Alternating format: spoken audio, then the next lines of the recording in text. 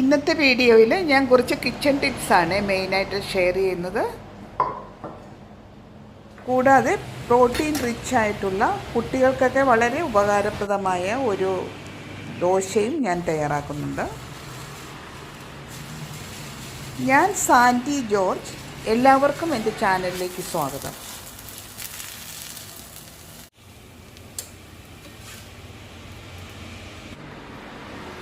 പച്ചമുളക്, കറിവേപ്പില, മല്ലിയിലയൊക്കെ എങ്ങനെ കേടുകൂടാതെ കൂടുതൽ കാലം സൂക്ഷിക്കാമെന്ന് നോക്കാം.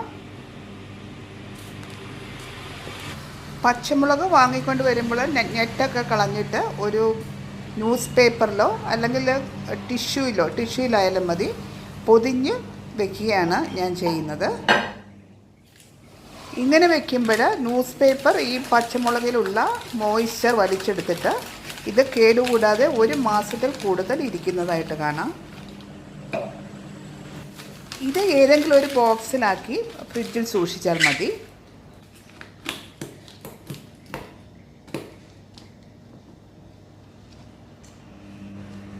മല്ലിയില ഞാൻ സൂക്ഷിക്കുന്നത് ഫുഡ് ഒക്കെ വാങ്ങിച്ചുകൊണ്ട് വരുന്ന കണ്ടെയ്നറിൽ താഴെ ഒരു ടിഷ്യൂ എടുത്ത് വയ്ക്കുക. അതിൻ്റെ മേലിൽ മല്ലിയില അതിൻ്റെ വേരിൻ്റെ ഭാഗം കട്ട് ചെയ്തിട്ട് വയ്ക്കുക.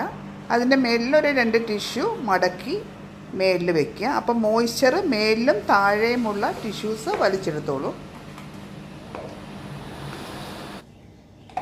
വേപ്പിലയും അതുപോലെ തന്നെ താഴെ ഒരു ടിഷ്യൂ വയ്ക്കുക. അതിൻ്റെ മേലിൽ വേപ്പില വയ്ക്കുക. അതിൻ്റെ മേലിൽ ഒരു ടിഷ്യൂയും കൂടി മടക്കി വെച്ച് കഴിഞ്ഞാൽ ഈ താഴെയും മേലിലുമുള്ള ടിഷ്യൂസ് മോയ്സ്ചർ വലിച്ചെടുത്തോളും. ഞാൻ കഴുകുന്നത് ഇത് യൂസ് ചെയ്യാൻ എടുക്കുമ്പോഴാണ് കേട്ടോ. അല്ലെങ്കിൽ നമ്മൾ കഴുകിയിട്ടാണ് ഇങ്ങനെ വെക്കുന്നതെങ്കിൽ നന്നായിട്ട് വെള്ളം പോയിട്ട് വേണം ഇങ്ങനെ വെക്കാനായിട്ട്. നമ്മളുടെ സ്റ്റീൽ പാത്രങ്ങളും പാനുകളും എല്ലാം എത്ര നന്നായി തേച്ച് കഴുകിയാലും ഒരു ബ്ലാക്ക് ഷെയ്ഡ് കാണാറുണ്ടല്ലോ. ഈ ബ്ലാക്ക് ഷെയ്ഡ് മാറിക്കിട്ടാൻ വേണ്ടിയിട്ട് ഈ പാത്രത്തിലേക്ക് നമ്മൾ 1 ടേബിൾ സ്പൂൺ വിനീഗർ ഒഴിക്കുക.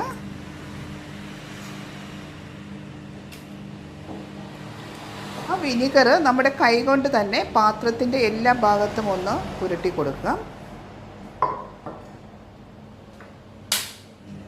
പാത്രത്തിൻ്റെ ഉള്ളിൽ പറ്റുന്നത് പോലെ തന്നെ പുറം ഭാഗത്ത് നന്നായിട്ട് കൈകൊണ്ടൊന്ന് സ്പ്രെഡ് ചെയ്ത് കൊടുക്കുക.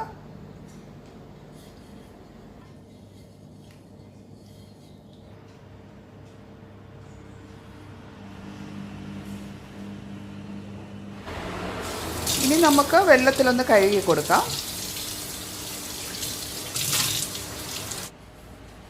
ഒരു തുണി കൊണ്ട് ഒന്ന് തുടച്ചു കൊടുത്തു കഴിഞ്ഞാൽ നമുക്ക് ഈ പാത്രത്തിൻ്റെ ബ്ലാക്ക് ഷെയ്ഡൊക്കെ മാറി പാത്രം നന്നായി വെട്ടിത്തിളങ്ങുന്നതായി കാണാം. ഇനി വെളുത്തുള്ളി എങ്ങനെ പെട്ടെന്ന് നമുക്ക് നന്നാക്കി എടുക്കാമെന്ന് നോക്കാം. വെളുത്തുള്ളി ഒന്ന് അടർത്തിയെടുക്കുക.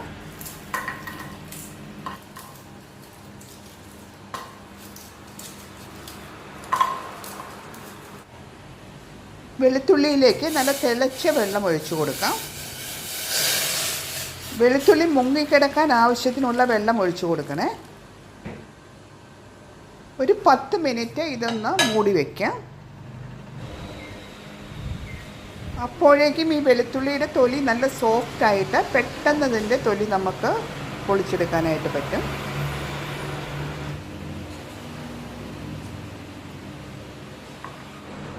ഇനി ഒരു തുണി കൊണ്ട് ഇതിലെ വെള്ളം ഒന്ന് ഒപ്പിയെടുത്തിട്ട് ഒരു ബോട്ടിലാക്കിയിട്ട് നമുക്ക് ഫ്രിഡ്ജിൽ സൂക്ഷിച്ച് ആവശ്യത്തിന് ഉപയോഗിക്കാം.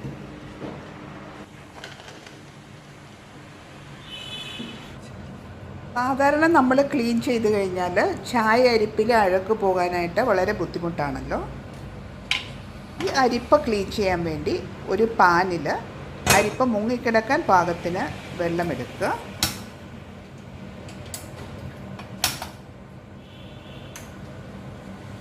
അതിലേക്ക് ഒരു 2 ടേബിൾ സ്പൂൺ വിനീഗർ ചേർത്ത് കൊടുക്കാം.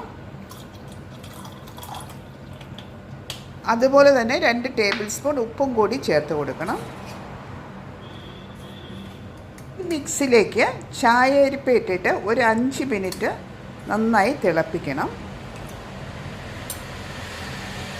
അരിപ്പ ഈ വെള്ളത്തിൽ മുങ്ങിക്കിടക്കണേ. 5 മിനിറ്റ് തിളച്ച് കഴിയുമ്പോൾ നമുക്ക് കാണാം ഇതിൻ്റെ ചായയരി ഇപ്പോൾ കുറച്ച് വൃത്തിയായിട്ടുണ്ട്. അതുപോലെ തന്നെ ആ വെള്ളത്തിന് ഒരു ലൈറ്റ് ബ്രൗൺ കളറായിട്ടുള്ളതായി കാണാം.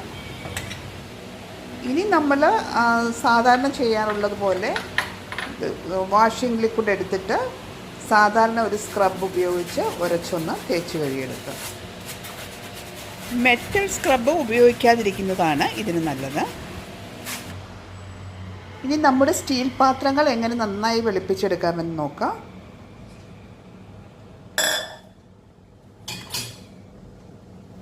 ഉപ്പും വിനാഗിരിയും കൂടി ചേർന്ന ഒരു മിശ്രിതം നമുക്കുണ്ടാക്കാം.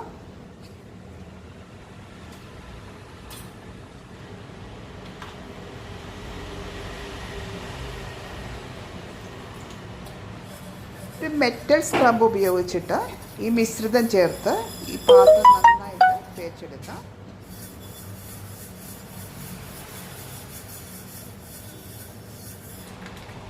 ഡിഷ് വാഷും കൂടി ഒന്ന് കൂട്ടിച്ചേർത്തിട്ട് ഒന്നുകൂടി തേച്ചെടുക്കുക.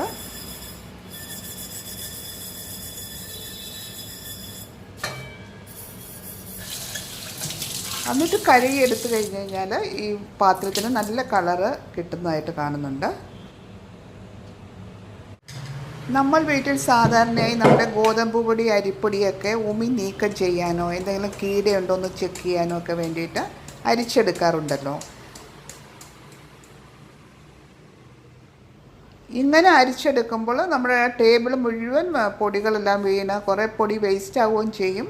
അതുപോലെ ടേബിൾ വൃത്തികേടാകുന്നതായിട്ട് കാണാൻ സാധിക്കും. ഇതെങ്ങനെ ഒഴിവാക്കാമെന്ന് നോക്കാം. അരിച്ചെടുക്കേണ്ട മാവ് നമ്മളൊരു ഗ്ലാസ്സിലേക്ക് നിറയ്ക്കുക.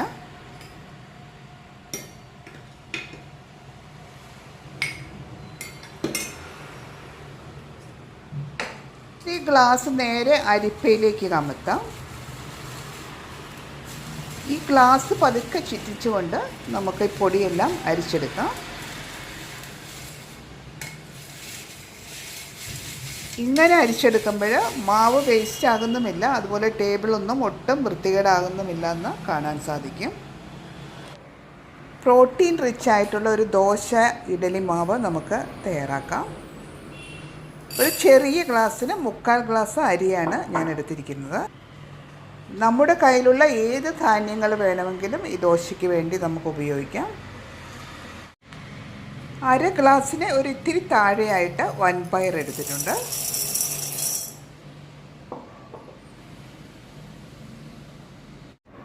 ഉഴുന്ന് 1/2 ഗ്ലാസ്സാണ് എടുത്തിരിക്കുന്നത്.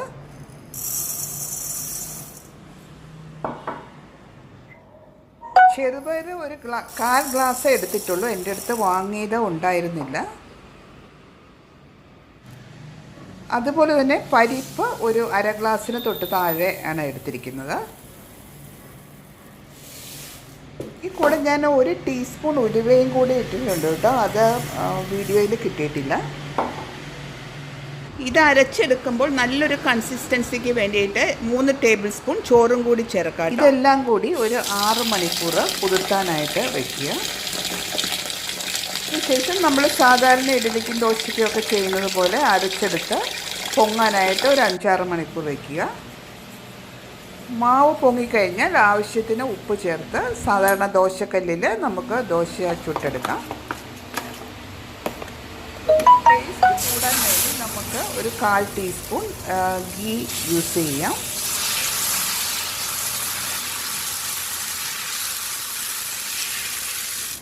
ഈ ദോശ 2 സൈഡും മൂപ്പിച്ചെടുക്കുന്നതാണ് ടേസ്റ്റി എന്ന് എനിക്ക് തോന്നിയിട്ടുണ്ട്. സാധാരണ അരി ദോശ നമ്മൾ ഒരു സൈഡ് മാത്രം മൂപ്പിച്ചും ഉപയോഗിക്കാറുണ്ടല്ലോ. പ്രോട്ടീൻ റിച്ച് ആയിട്ടുള്ള ഈ ദോശ എല്ലാവരും വീട്ടിലുണ്ടാക്കണേ. വെജിറ്റബിളൊക്കെ കഴിക്കാത്ത കുട്ടികൾക്ക് ഇത് ഉണ്ടാക്കി കൊടുത്തു കഴിഞ്ഞാൽ വളരെ നല്ലതായിരിക്കും. ഞാൻ ഈ വീഡിയോയിൽ കാണിച്ച കിച്ചൺ ടിപ്സ് നിങ്ങളുടെ അടുക്കളയിൽ നിങ്ങൾ ഒരു പ്രാവശ്യമെങ്കിലും ട്രൈ ചെയ്ത് നോക്കണം. ഈ വീഡിയോ ഇഷ്ടമായെങ്കിൽ ചാനൽ സബ്സ്ക്രൈബ് ചെയ്ത് സപ്പോർട്ട് ചെയ്യണേ. Thank you.